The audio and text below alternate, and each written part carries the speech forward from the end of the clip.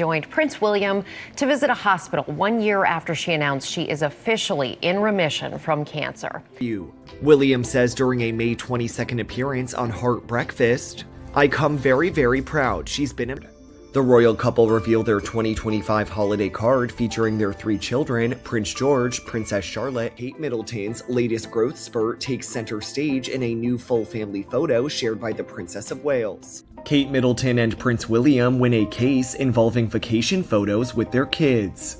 After the British George, Princess Charlotte, and Prince Louis, alongside an adorable photo of a dog that looks similar to an Irish setter. Kate Middleton makes a jaw-dropping entrance at a state dinner, rocking the biggest tiara she's ever worn. The royal couple celebrates their 15th wedding anniversary by sharing a new photo with their kids, Prince George, Princess Charlotte. The royal family made the last day of Wimbledon a stylish affair. Prince William and Kate Middleton. She joined her husband, Prince William, on their first engagement of the year, even sharing a little bit about her own experience as a patient while the couple. Amelia, where she continues work for the Center for Early Childhood, the royal foundation she founded in 2021, post taken by photographer Josh Sinner on their social media channels, wishing everyone a very happy Christmas. As he congratulates his mother on successfully trekking across the highest peaks of England, Scotland, and Wales. Of their vacation, grossly intrusive. A spokesperson for the family tells People on October 30th. William has also shared insight into the family's least favorite chore, cleaning up their guinea pig's cage. Awarded Queen Mary's Lover's Knot tiara for the state visit of United States President Donald Trump and First Lady Melania Trump. Their official Prince and Princess of Wales Instagram account on April 29th, celebrating 15 years of marriage. The Wales family once again proved they are always. In 2007, Prince William made a decision that nearly changed the course of the British monarchy. He ended things with Catherine Middleton. 4 years of courtship, gone in a single conversation. And according to a new biography, it was his grandmother, Queen Elizabeth II, who quietly stepped in and reversed it. If you want more deep dives like this, make sure to subscribe to Royal Archives. The book is called William and Catherine, The Intimate Inside Story. It's written by Russell Myers, the Mirror's royal editor for close to a decade, and it draws on what he describes as exclusive access to palace insiders. Among its central claims, the Queen requested a private audience with William not long after learning the relationship had ended. She encouraged him to trust what he felt rather than what the pressure around him was telling him to do. And according to Myers, that conversation is what brought William and Catherine back together. To understand why this mattered so much, you have to go back to how the split happened in the first place. By 2007, William and Catherine had been together since their student days at St. Andrews. 4 years in, Catherine reached a point most people in long relationships eventually reach. She wanted clarity. According to Myers, she gave William a choice: commit to a future together, or she would end it herself. William's response wasn't what she wanted to hear. He ended the relationship. The tabloids at the time didn't treat it as a quiet, private matter. Catherine became Weighty Katie almost overnight, a nickname built entirely around the assumption that she was sitting around hoping William would eventually make up his mind. It was cruel, and by most accounts, it stuck to her for years. Some observers have since pointed out that the label said more about how the press treated women waiting on powerful men than it ever said about Catherine herself. For a young man who'd spent his entire life under a spotlight he never asked for, the timing tells its own story. He was in the middle of military training, the press was circling, and every serious relationship he'd ever had came with the same question hanging over it. Is this about her, or is this about the crown she'd one day stand next to? That question had already cost him more than most people realize. Diana had raised William inside an unusually intimate bubble, considering who he was. She wanted him to have something resembling a normal adolescence, and by most accounts, she succeeded more than anyone expected. But when she died in 1997, William was 15. He inherited not just grief, but an institution's worth of scrutiny, years before he was equipped to carry it. The Queen had watched all of this unfold, and according to Myers, she didn't intervene the way people expect a monarch to intervene, with formality, distance, protocol. She intervened the way a grandmother does, quietly, directly, off the record, in every sense of the phrase. What she reportedly told William wasn't a lecture about duty or legacy, it was closer to the opposite. She pushed him toward his own instincts, toward what he actually wanted, not what the institution around him assumed he should want. For a woman who had spent 50 years subordinating personal feeling to public role, that's a notable thing to have said to her grandson. Because just months earlier, most people close to the couple assumed the relationship was over for good. Catherine had reportedly stepped back from royal circles entirely. Tabloids ran the breakup as old news, filed away, done, and then the Queen had other plans. Within a year, William and Catherine had reconciled. By 2010, they were engaged. In 2011, the wedding drew nearly 2 billion viewers worldwide. At the time, one of the most watched events in television history. None of that happens, according to Myers' account, without a conversation that almost nobody outside the family knew took place. And there's a detail in the Queen's own history that makes her intervention land differently once you know it. She married Philip in 1947 against the wishes of parts of the establishment, who saw him as a foreign-born naval officer with no fortune and a complicated family background. She'd made her own case for following instinct over institutional caution once, decades before William was even born. Myers' book doesn't spell out that parallel directly, but it's difficult to read her advice to William without thinking of the 19-year-old who'd once had to fight for her own choice. But the Queen's involvement didn't end at reconciliation. Myers' book describes an ongoing relationship between her and Catherine in the years that followed. One built less around ceremony and more around practical guidance. The monarch reportedly shared what she'd learned across 7 decades about managing headstrong husbands and about the specific demands that come with marrying into an institution rather than simply a family. That detail matters more than it might seem at first. Diana never had that kind of relationship with the Queen. Whatever guidance Diana received in her early years as Princess of Wales came filtered through protocol, through courtiers, through a formality that never quite closed the distance between monarch and daughter-in-law. Catherine, by Myers' account, got something different. A grandmother figure who'd already watched one royal marriage collapse under public pressure and didn't want to see it happen twice.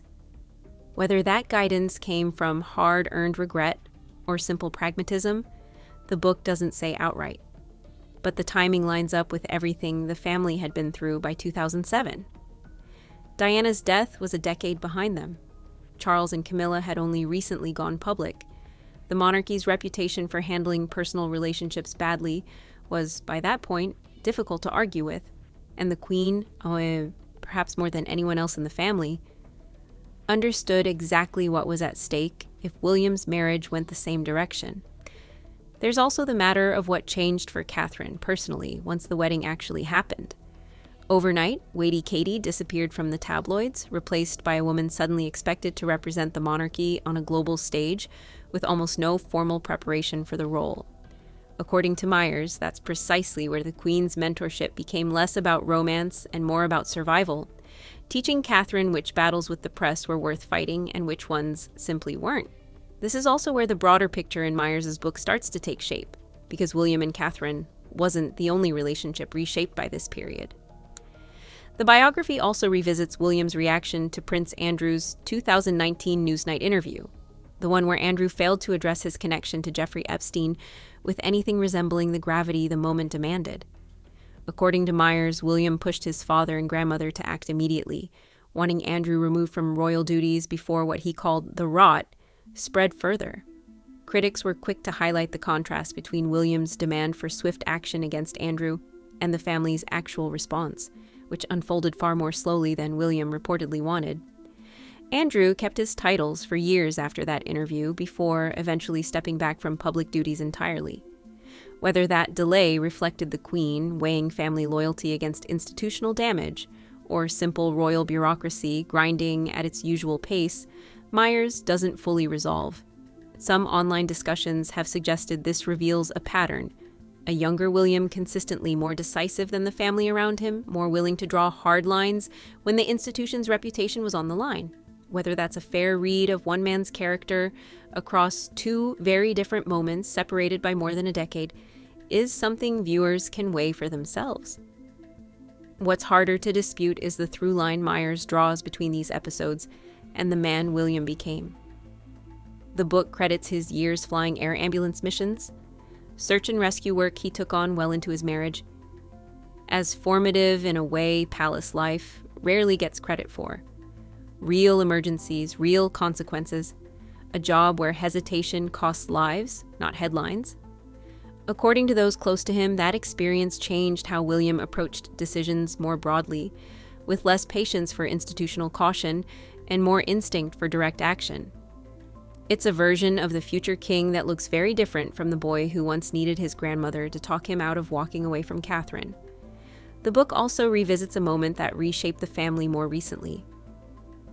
Harry and Meghan's departure from royal duties in 2020, and here Myers draws out something that hadn't been reported in quite this way before.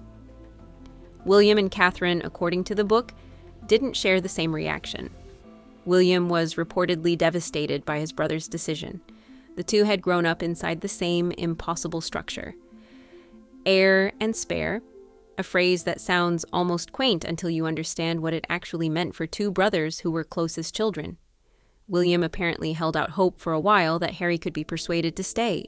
Catherine's read on the situation was different. Myers describes her as recognizing something William couldn't quite let himself accept. That the roles Harry and William had been assigned since birth made this outcome almost unavoidable.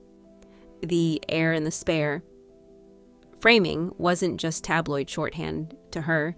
It was a structural reality that was always going to eventually push one brother toward a life he hadn't chosen and didn't want. That gap between William's emotional response and Catherine's clear-eyed acceptance says something about the marriage itself. The same marriage the Queen once fought to save. One person feeling the loss instinctively, the other already 3 steps ahead, working out what it meant. There's been growing chatter about whether that same clarity is what's allowed Catherine to steady the family through everything that followed. Her own cancer diagnosis, William's increasing public role as his father's health became a national concern, the sheer weight of expectation now sitting on 2 people who met as students at a Scottish university.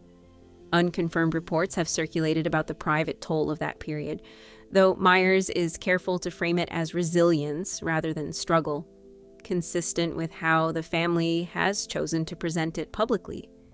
It's worth sitting with the fact that all of this threads the 2007 breakup, the Queen's intervention, the guidance Catherine received in the years after, the Andrew reckoning, the split with Harry, forms a single continuous story about how one marriage shaped and was shaped by nearly every major crisis the modern monarchy has faced.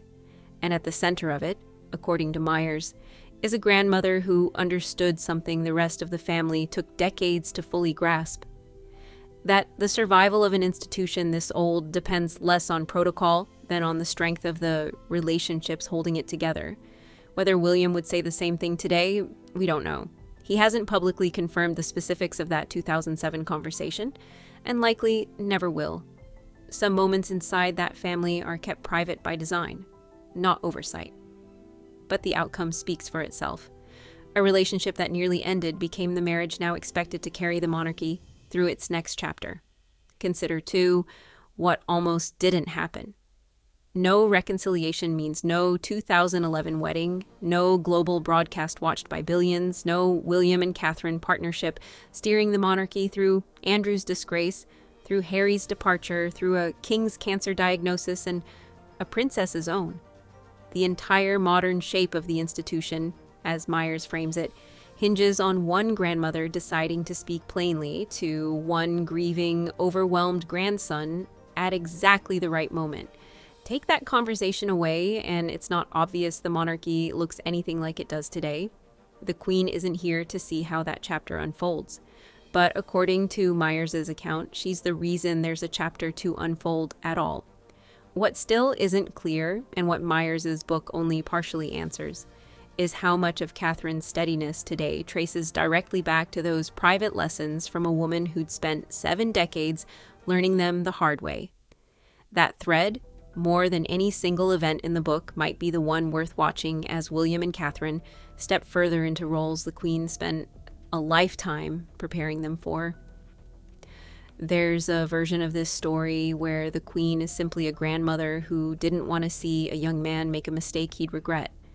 There's another version where she's a monarch calculating, decades ahead, exactly what kind of partnership the crown would eventually need. Myers's book seems to suggest both were true at once, and that maybe for Elizabeth II they were never really separate things to begin with.